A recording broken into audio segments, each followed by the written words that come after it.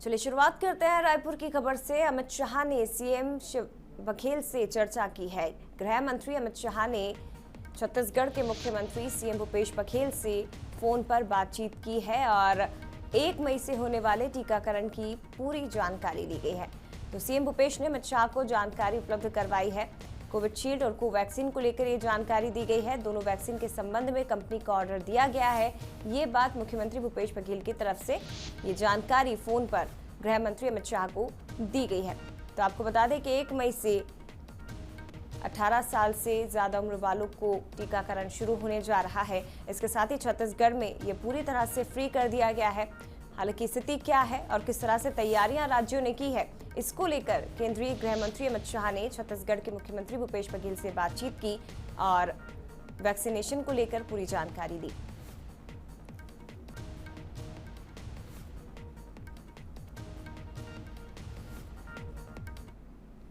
वहीं कांग्रेस अध्यक्ष सोनिया गांधी ने भी सीएम भूपेश बघेल से बात की। राज्य में कोरोना के नियंत्रण की कोशिश की जानकारी ली। साथ ही आपको बता दें, सीएम भूपेश बघेल ने कहा कि सब मिलकर संक्रमण रोकने और मरीजों के उपचार में लगे हुए हैं। तो कांग्रेस अध्यक्ष सोनिया गांधी ने सीएम भूपेश बघेल से चर्चा करी। राज्य में कोरोना के नियंत्रण की कोशिशें, जो रणनीति जारी है, उसकी जानकारी। तो सीएम भूपेश बघेल का कहना है कि सब मिलकर संक्रमण रोकने और मरीजों के उपचार में लगे हुए हैं। सभी सुविधाएं मरीजों को उपलब्ध कराई जा रही है।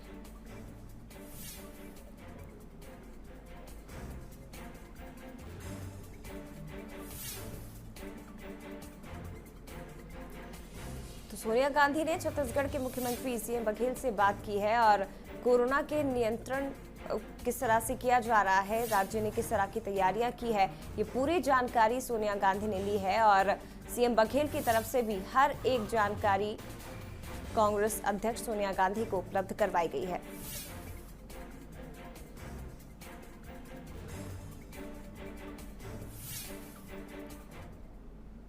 चलिए आगे बढ़ते हैं। CM Bhupesh Baghel video conferencing के जरिए उन्होंने बैठक की है। बिलासपुर, सरगुजा और बस्तर के नगर पालिका अध्यक्षों के साथ उनकी ये बैठक हुई, जिसमें कोरोना की स्थिति को लेकर चर्चा की गई।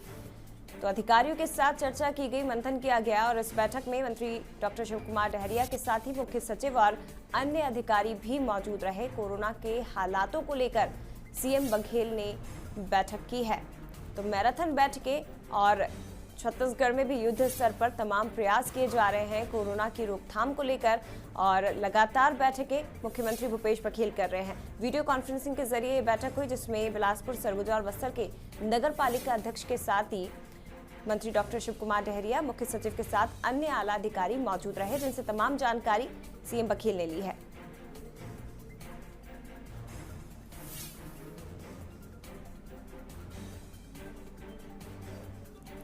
तो कोरोना की स्थिति को लेकर अधिकारियों के साथ सीएम भूपेश बघेल ने चर्चा की। आपको बता दें, इससे पहले भी सीएम कई बैठकें ले चुके हैं और कल हुई बैठक में नगर पालिका अध्यक्षों के साथ सीएम ने चर्चा करी किस तरह से वैक्सीनेशन को लेकर रणनीति तैयार करनी है। 1 मई से वैक्सीनेशन होना है, इसको लेकर सीएम भूपेश बघेल ने चर्चा करी।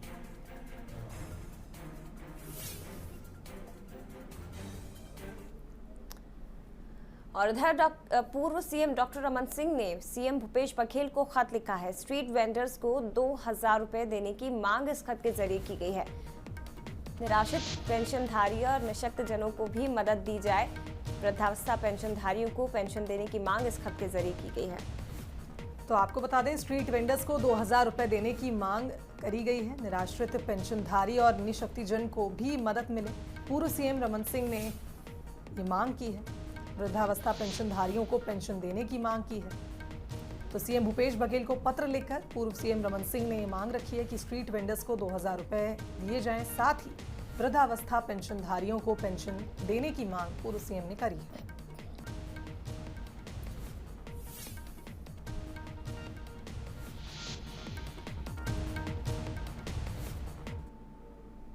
वहीं छत्तीसगढ़ में कोरोना का कहर लगातार बढ़ता जा रहा है। पिछले 24 घंटे में 15,000 से ज्यादा नए संक्रमित सामने आए हैं।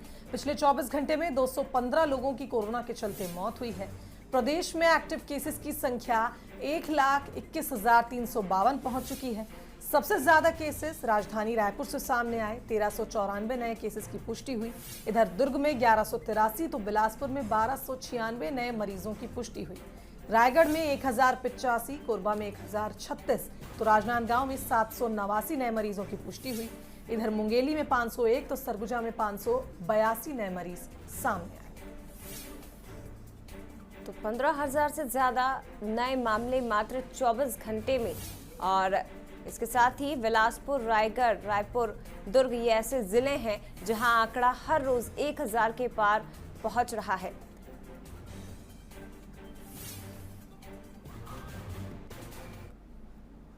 और कोरोना संक्रमण को लेकर छत्तीसगढ़ हाईकोर्ट सख्त हो चुका है। राज्य सरकार की दलील सुनने के बाद हाईकोर्ट ने कहा कि ऑक्सीजन उपलब्ध करवाना राज्य की जिम्मेदारी है। ये हाईकोर्ट की तरफ से टिप्पणी की गई है। कहा है कि सुनिश्चित करें ऑक्सीजन की कमी से किसी की मौत ना हो। एंटीजन, आरटी-पीसीआर और अन्य जांच की दरें भी निर्धारित होनी चाहिए। 24 घंटे में मरीज को जांच रिपोर्ट मिले, ये हाईकोर्ट की तरफ से बात कही गई है। तो छत्तीसगढ़ हाईकोर्ट कोरोना के बढ़ते मामलों को लेकर अब सख्त नजर आ रहा है और ये महत्वपूर्ण टिप्पणी हाईकोर्ट की तरफ से की गई है। 24 घंटे में ही मरीज को जांच रिपोर्ट मिले और हालातों में सुधार हो। कोरोना के बढ़ते संक्रमण को देखते हुए जगदलपुर में 6 मई तक लॉकडाउन लगा दिया गया। वहीं रोजमर्रा के जरूरी सामानों के लिए सुबह 10 बजे से दोपहर 2 बजे तक की छूट दी गई है। जगदलपुर सीएसपी ने लोगों को समझाइश देने के लिए 4 बाइक पेट्रोलिंग पार्टियों को रवाना किया। टीम लोगों को समझाइश देगी और जरूरत पड़ने पर कार्रवाई की जाएगी। जैसा कि बस्तर जिले में 6 मई तक की स्थिति के लिए जो है संपूर्ण बस्तर जिले को संपूर्ण लॉकडाउन घोषित किया गया है और इस दौरान शहर में जो अंदरूनी जो गलियां हैं, गलियों में लोगों के अनावश्यक निकलने संबंधी शिकायतें प्राप्त हो रही थी, जिस संबंध में चूंकि पूर्व से पुलिस की व्यवस्था लगाई गई थी, लेकिन अंदरूनी क्षेत्रों में बाइक के माध्यम से अच्छे तरीके से पेट्रोलिंग पार्टी और निगरानी होना संभव प्रतीत होने से जो है शहर में 4 पेट्रोलिंग पार्टियां, बाइक की पेट्रोलिंग पार्टियां तैनात की गई हैं।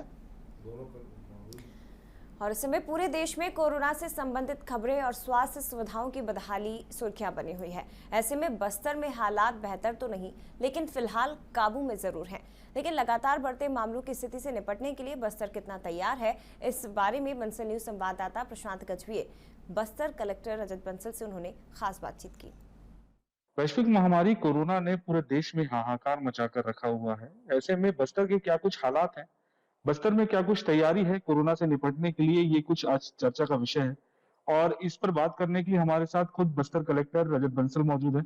उनसे ही चर्चा करते। सर, कोरोना को लेकर पूरे प्रदेश और पूरे देश में हालात बहुत ज्यादा गंभीर है। ऐसे में बस्तर की क्या कुछ तैयारी है और किस तरीके से बस्तर इससे निपटने के लिए तैयार है? निश्चित रूप से जो सेकेंड वेव हम देख रहे हैं कोरोना का, ये कई तरह से खतरनाक साबित हो रहा है। वायलेंस ज्यादा दिख रहा है इसमें, तो जो संख्या है लोगों की जो ज्यादा इफेक्ट हो रहे हैं, यदि पहले परिवार में पॉजिटिव होता था तो कई बार ऐसा होता था कि पूरा परिवार नहीं भी होता था पॉजिटिव। अब लेकिन परिवार को क्या मोहल्ला भी पॉजिटिव निकल रहा है, विशेष रूप से पंचायत में। और इसको देखते हुए बस्तर ने पहले से ही तैयारी शुरू कर दी थी। हम लोगों ने अपने बेड्स की संख्या बहुत ज्यादा बढ़ा रखी थी। अभी भी हमारे पास 2000 के आसपास बेड्स हैं और अगर आप ऑक्यूपेंसी देखेंगे तो मात्र 30% ऑक्यूपेंसी है टोटल से। ऑक्सीजनेटेड बेड्स की भी हम लोगों ने संख्या लगातार वृद्धि की थी माननीय मुख्यमंत्री महोदय के निर्देश पर, और यही स्थिति रहेगी तो हम लोग पूरी तरह से इसको कंट्रोल में कर लेंगे। वर्तमान में बस्तर में एक कंटेनमेंट जोन घोषित किया है पूरे जिले को, जिससे कि थोड़ी जो पॉजिटिविटी लगभग 15% हो गई थी, उसको थोड़ा हम गति। 18 साल से ज्यादा उम्र वालों को 1 मई से टीकाकरण अभियान पर सवाल खड़े होने लगे हैं। छत्तीसगढ़ सरकार इस अभियान को शुरू तो करना चाहती है, लेकिन छत्तीसगढ़ को वैक्सीन मिलने की संभावना नहीं के बराबर दिख रही है। ऐसे में इस अभियान के खटाई में पड़ने को लेकर विपक्ष सरकार पर हमलावर हो गया है। 45 साल से ज्यादा उम्र के लोगों को वैक्सीन लगाने के अभियान में छत्तीसगढ़ ने अच्छा प्रदर्शन किया, लेकिन अब 1 मई से शुरू होने जा रहे 18 साल से ज्यादा उम्र वालों के लिए वैक्सीनेशन अभियान को छत्तीसगढ़ में ग्रहण लग सकता है। वजह है वैक्सीन की कमी। छत्तीसगढ़ की ओर से मुख्यमंत्री भूपेश बघेल ने मुफ्त टीके लगाने का ऐलान तो कर दिया, लेकिन वैक्सीन खरीदने को लेकर ऑर्डर प्लेस करने में छत्तीसगढ़ पिछड़ गया है। यही वजह है कि अब वैक्सीन कंपनी ने हाथ खड़े कर दिए हैं और छत्तीसगढ़ को आवश्यक वैक्सीन 1 मई तक पर्याप्त मात्रा में मिल जाए इसकी संभावना कम है। जानकारी के मुताबिक राज्य सरकार ने करीब 50 लाख वैक्सीन डोज का ऑर्डर किया है, जिसमें 25 लाख कोविशील्ड डोज हैं, जबकि 25 लाख कोवैक्सीन के डोज हैं। लेकिन दोनों कंपनियों के पास केंद्र के ऑर्डर के साथ दूसरे राज्यों के ऑर्डर पहले से पेंडिंग है। ऐसे में राज्य के 1 करोड़ 22 लाख लोगों को लगने वाले टीकों की आपूर्ति करीब 2 महीने तक फिलहाल संभव नहीं दिख रही है। ऐसे में विपक्ष ने सरकार की मंशा पर कई सवाल उठाए हैं। आज ही स्वास्थ्य मंत्री जी कहते हैं कि जिस कंपनी को हम वैक्सीन का ऑर्डर दे रहे हैं वो कंपनी हमको 1 मई तक के वैक्सीन नहीं दे रही है। ये अभी कह रहे हैं 1 मई आने वाला है और 15 दिन इन्होंने नेतागिरी किया है और फिर आने वाले 15 दिन और नेतागिरी करेंगे और फिर केंद्र से मांग करेंगे कि हमको मुफ्त में वैक्सीन दो।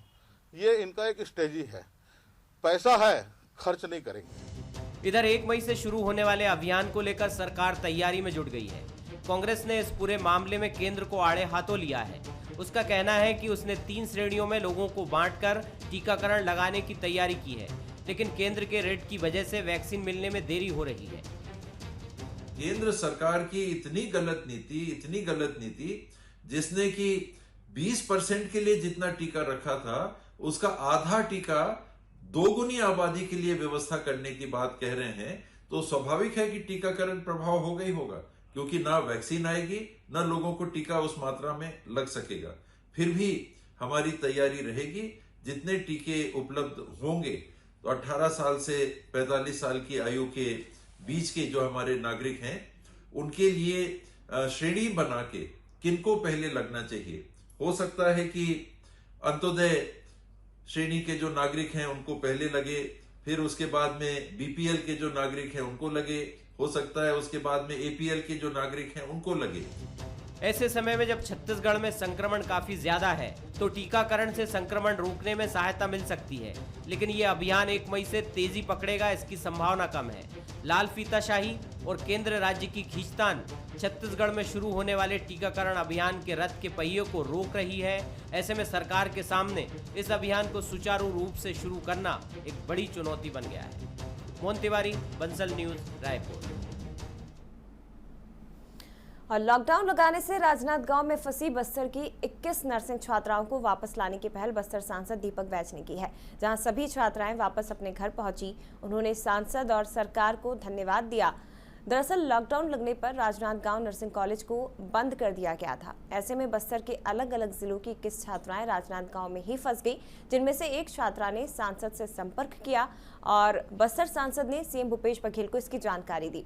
इसके बाद राजनांदगांव प्रशासन से संपर्क करके छात्रों को बस्तर लाने की व्यवस्था की गई। और राजनांदगांव में बस्तर के कुछ बच्चे नर्सिंग करने के लिए गए हुए थे, वो वहां पर फंस गए थे और लगातार जो कोरोना के मामले बढ़ने के कारण घर वालों में भी चिंता थी कि बच्चे कैसे घर पहुंचेंगे। क्या कुछ बात हुई और किस तरीके से चीजें हुई और कैसे बस तक पहुंचे वो सारी चीजें अभी यहाँ पर खुद नर्सिंग करने वाली बच्चियां मौजूद है, उनसे ही जानते हैं। लगभग कितने लोग होंगे आप लोग? पूरे हॉस्टल में 53 हैं, बाकी अलग अलग जिले वाइज हैं। हमारे बस्तर संभाग से सुकमा से पूरे टोटल 16 स्टूडेंट हैं और जगदलपुर से 9 स्टूडेंट हैं और कोंडागांव से 8 स्टूडेंट हैं, जो कि आधे घर आ चुके थे और हम लोग नहीं आ पाए थे। इसलिए हम लोग आने की कोई सुविधा नहीं थी, इस कारण हम लोग सांसद सर को संपर्क किए। जिस तरीके से सांसद को संपर्क करने के बाद ये सारी खुशियां मिली है, खुद बस्तर सांसद हमारे साथ मौजूद है।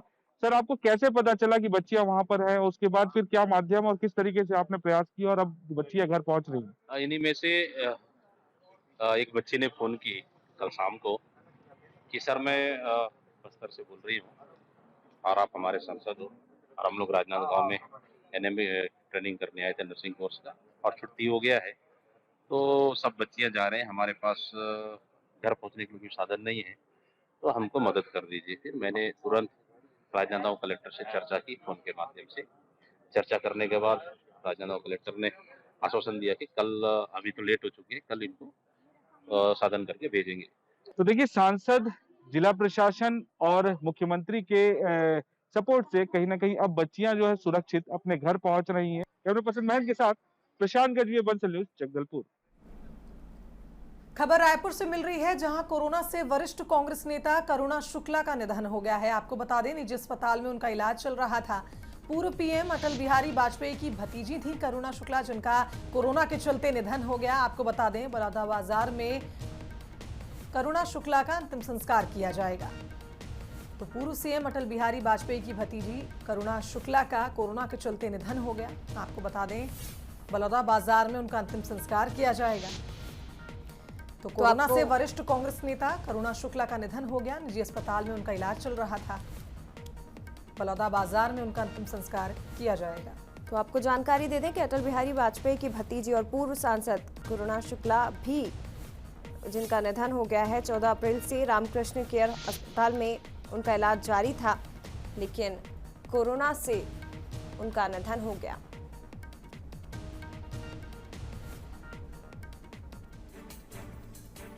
तो करुणा शुक्ला के निधन पर सीएम भूपेश बघेल ने दुख जताया है। सीएम भूपेश बघेल ने ट्वीट कर कहा कि मेरी चाची नहीं रही, निष्ठुर कोरोना ने उन्हें लील लिया। ईश्वर उन्हें अपने श्री चरणों में स्थान दे और हम सबको उनका बिछोह सहने की शक्ति दे। मेरी करुणा चाची यानी करुणा शुक्ला जी नहीं रही, निष्ठुर कोरोना ने उन्हें हमसे छीन लिया। तो राज्यपाल अनुसुईया उइके, सीएम भूपेश बघेल समेत स्वास्थ्य मंत्री टीएस सिंहदेव ने भी उनके निधन पर गहरा शोक व्यक्त किया है। और विशेष संवाददाता मोहन तिवारी हमारे साथ फोन लाइन पर ज्यादा जानकारी के लिए जुड़ गए हैं।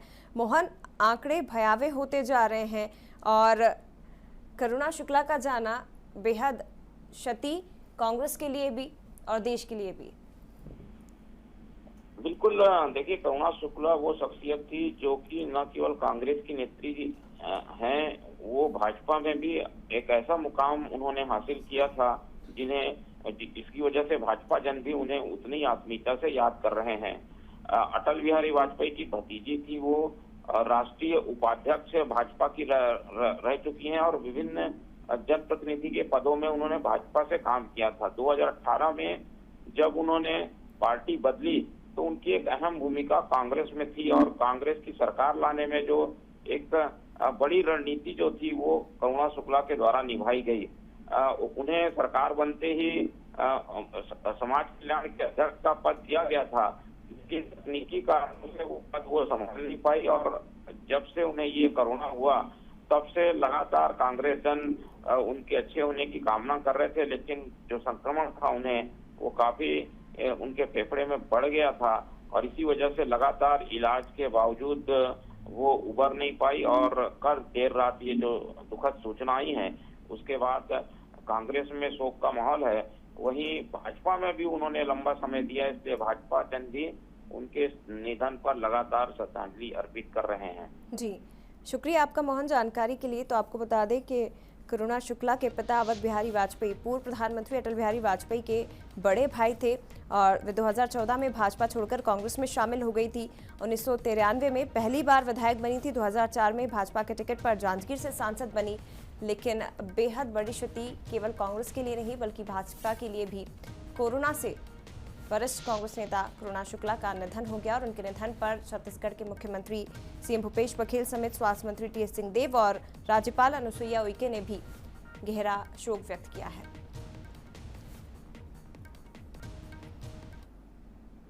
वैक्सीन की दरों को लेकर राजनांदगांव में भी कांग्रेस ने सांकेतिक प्रदर्शन किया। राजनांदगांव शहर कांग्रेस के अध्यक्ष कुलबीर सिंह छाबड़ा कार्यकर्ताओं के साथ पूर्व सीएम रमन सिंह के कार्यालय पहुंचे। रमन सिंह के कार्यालय में नहीं होने पर कांग्रेसी पदाधिकारियों ने फूल सीढ़ियों पर रख दिए। इसके साथ ही विधायक लापता की तख्ती हाथ में लेकर एक देश एक दर की बात कही।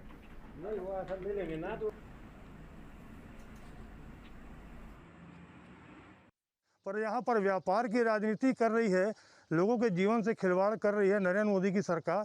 उसके विरोध में प्रदेश अध्यक्ष माननीय मोहन मरकाम जी के निर्देशानुसार हमने गुलाब फूल देकर सादगीपूर्वक उनको ये ध्यान आकर्षित करने के लिए निवेदन किया है कि आप ये सब चीज़ों को मोदी सरकार तक, अपने राष्ट्रीय वहाँ तक प्रधानमंत्री तक पहुँचाएँ।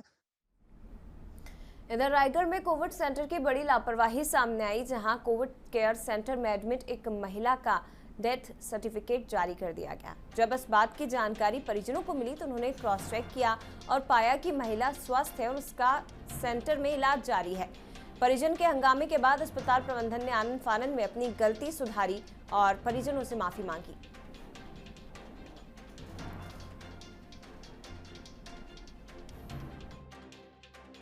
पे चूंकि नया KIT चालू हुआ है और जितना हम लोगों ने सोचा था उससे ज़्यादा पेशेंट अचानक भी भर्ती हुए हैं।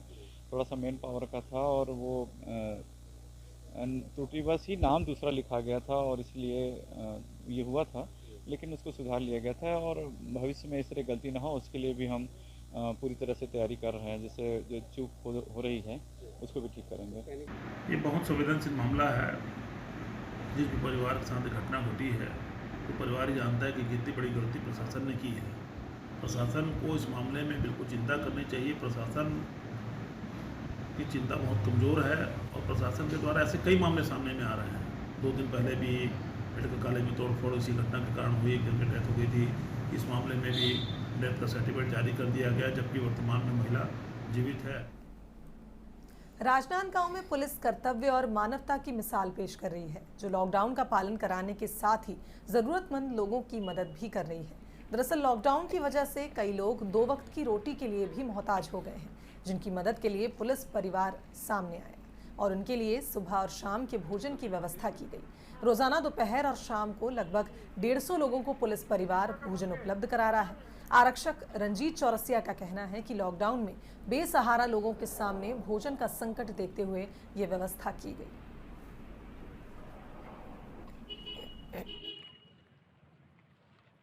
मानवता के चलते जो लॉकडाउन के जिनको खाना व्यवस्था नहीं हो पा रहा, हम प्रबंध करके इनका खाना व्यवस्था 2 टाइम पे करते हैं। लॉकडाउन चालू होकर 1-2 दिन के बाद से अपने 2 टाइम खाना खिलाते हैं इनको। वो 40-50 लोग दोपहर में हो जाते हैं और 50-60 लोग रात में हो जाते हैं।